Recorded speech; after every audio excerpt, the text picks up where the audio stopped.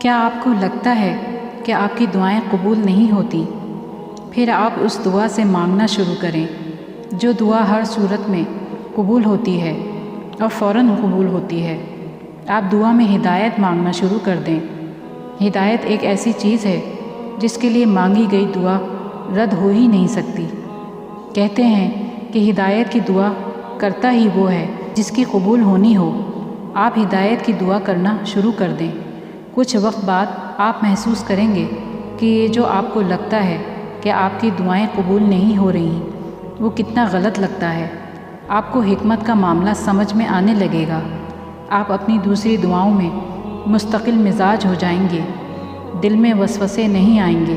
آپ کو دعا مانگنے کا سلیقہ بھی آئے گا۔ آپ کے دل کو ٹھہراؤ نصیب ہوگا۔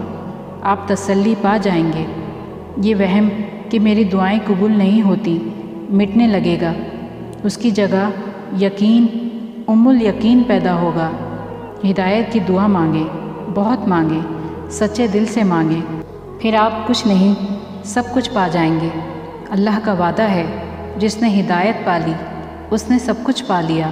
انشاءاللہ آپ بھی سب کچھ پا جائیں گے۔ ان قریب آپ کا رب آپ کو کچھ ایسا عطا کرے گا جس سے آپ راضی ہو جائیں گے۔ اگر آپ یہ آیت پڑھ رہے ہیں تو یہ آپ کے لیے ایک نشانی ہے۔ آیت کا مطلب ہی نشانی ہوتا ہے۔ اللہ تعالیٰ بنا کسی وجہ کے ہمیں اپنی آیات نہیں پڑھواتا۔ اللہ کے ہاں ہماری کہانیاں لکھی ہوتی ہیں اسٹیپ بائی اسٹیپ۔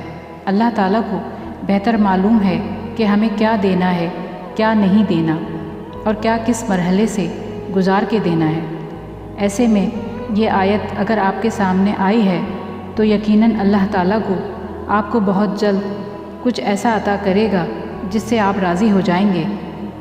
ہو سکتا ہے یہ وہ چیز نہ ہو جس کی آپ کو بہت خواہش ہو۔ ہم خواہشیں اپنی خوشی تلاش کرنے کے لیے کرتے ہیں۔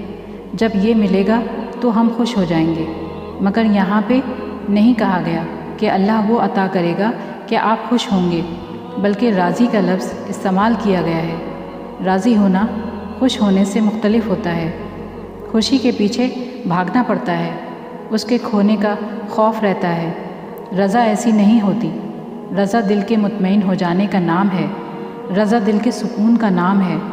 اگر آپ کا دل کسی مسئلے کی وجہ سے بے چین ہے، اس میں اضطراب ہے، تو یقین رکھیں اللہ تعالیٰ جلد کچھ ایسا کرے گا کہ آپ کا دل راضی ہو جائے گا۔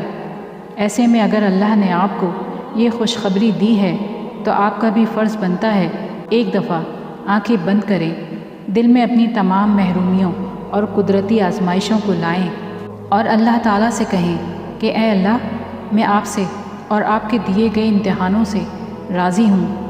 آپ جس حال میں بھی رکھیں گے، آنکھ آنسو بہائے گی لیکن زبان شکوہ نہیں کرے گی۔